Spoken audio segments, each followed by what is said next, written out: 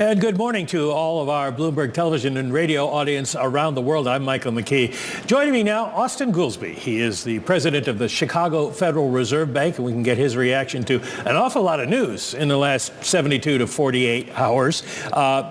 First, let's dive right into it with last night's appearance. Chair Powell suggested again that March would be too early to cut rates. You wouldn't have enough data to justify that at the time. Do you agree with him? Well, Michael, you know my thing is I never like tying our hands ahead of meetings when you got weeks of data coming through.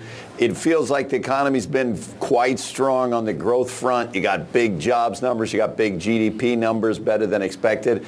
But at the same time, we've had inflation better than expected, too. If you look over the last 7 months, we've had 7 months of really quite good inflation reports, right around or even below the Fed's target. So if we just keep getting more data like what we have gotten, we're well on the, I believe that we should well be on the path to normalization.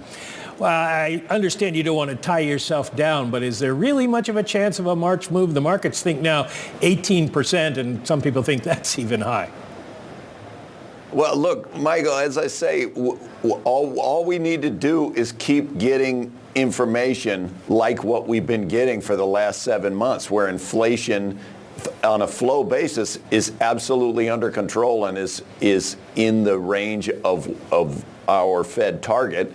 And if we keep getting strong quantity numbers, that is to say jobs numbers, GDP numbers, growth numbers, while inflation goes down, in the conventional view, that's not really supposed to happen. So that we'd have to be entertaining the possibility that we're entering a period like the mid to late 90s where you had productivity growth faster than expected, faster than trend, and that opens up some new possibilities. Scott Pelley of CBS last night said that Powell suggested that rate cuts would likely be a quarter, maybe a half of a percentage point at a time. That doesn't appear in the transcript. Was a half percentage point cut discussed at the meeting? As you know, we don't report on what's discussed at the meeting until the transcript comes out.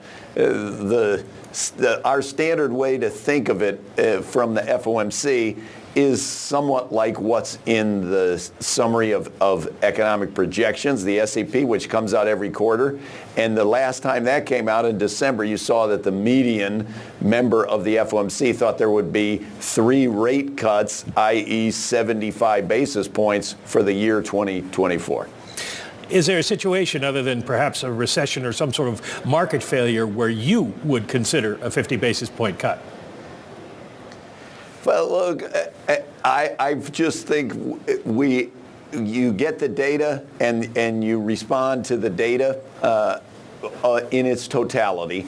So I don't think it makes sense to speculate about hypotheticals of what would happen to make the rate cuts be different than what they have been in the past.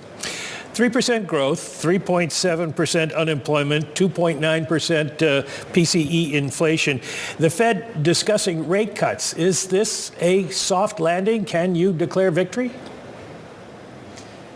I mean, in 2023, by the measures of the dual mandate, which is to say maximize employment and stabilize prices, that was a pretty good year for 2023, one of the better dual mandate years that we've seen in some time.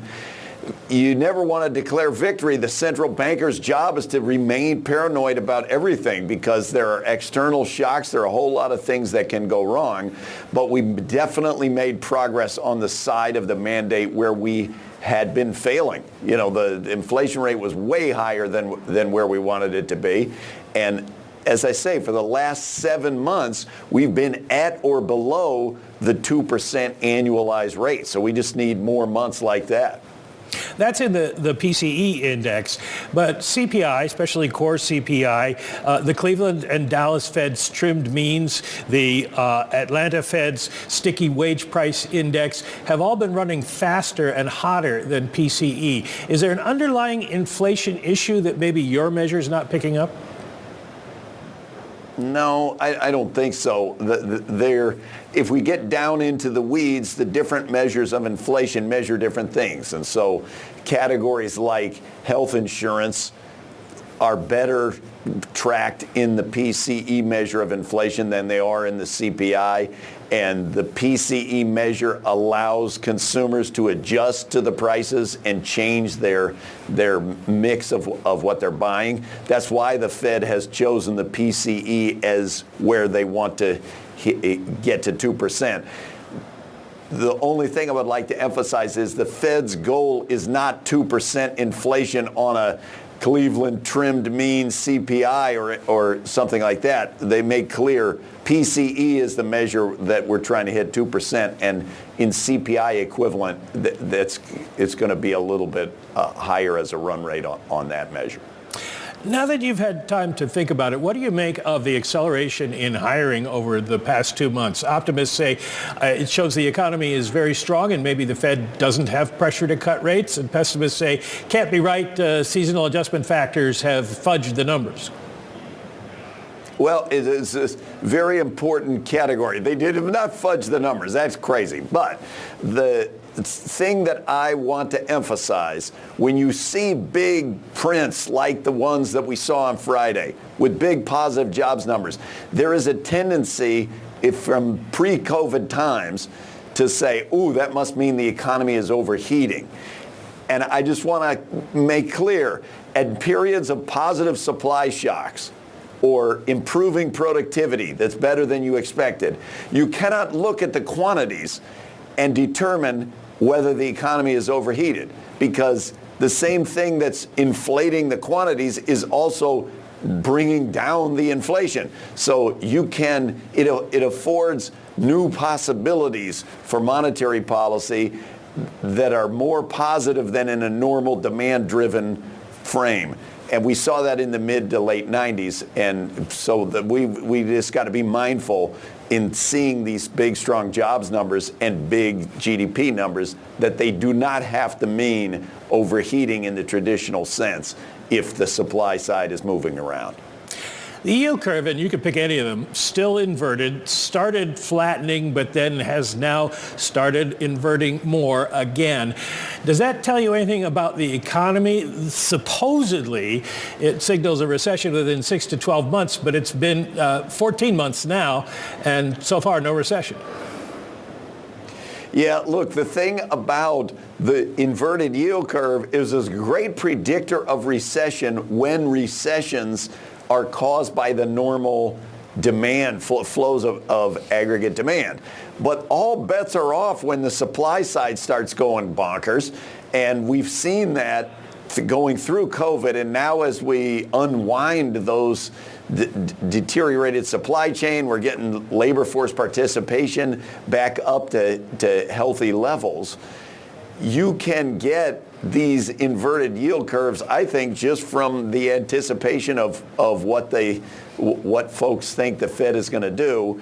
If the Fed is cutting rates not because of demand shocks, which is what happens in the normal times, then the inverted yield curve doesn't need to be an indicator of recession. I realize there were too many no's in that sentence. I don't think that the inverted yield curve, as a rule of thumb, is really as applicable as a recession predictor. And you certainly saw that in 2023. Yeah. Everyone was saying that it was very likely to be a recession, and it was nothing even remotely like a recession. NYCB Bank, New York Community Bank, revived fears of regional bank issues last week.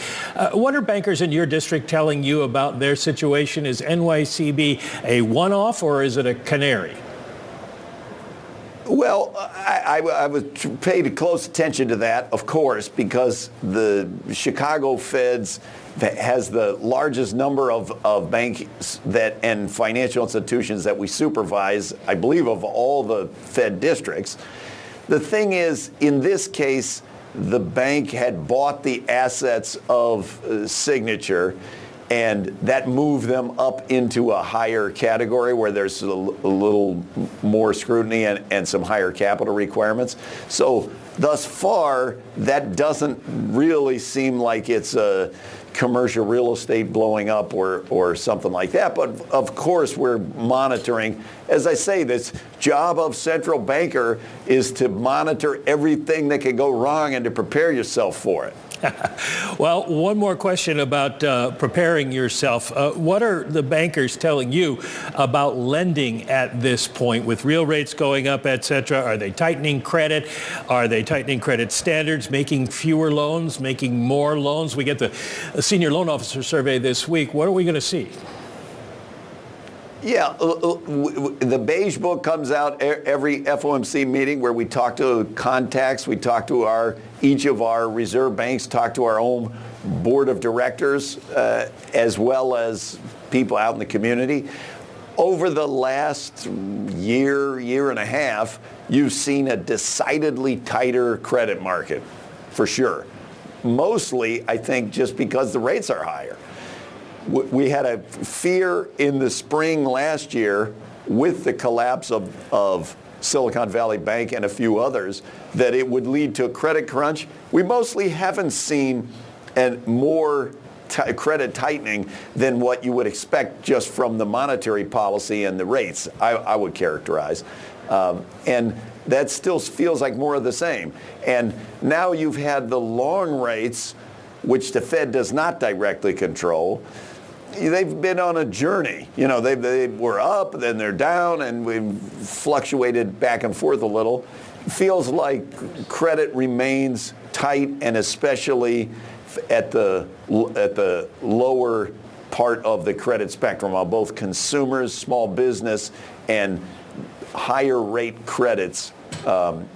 They're getting a squeeze, and we hear that from our bankers as well as from the businesses themselves.